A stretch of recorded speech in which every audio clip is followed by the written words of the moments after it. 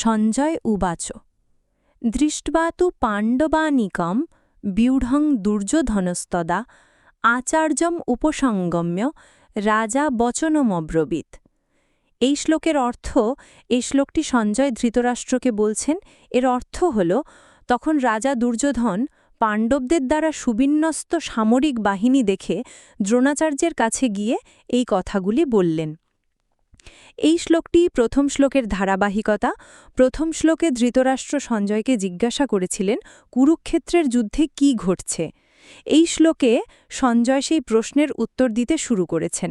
তিনি বর্ণনা করছেন যে কিভাবে দুর্যোধন পাণ্ডবদের সুসংগঠিত এবং শক্তিশালী সেনাবাহিনী দেখে ভীত বা চিন্তিত হয়ে তার গুরু দ্রোণাচার্যের কাছে গেলেন এবং কিছু কথা বললেন।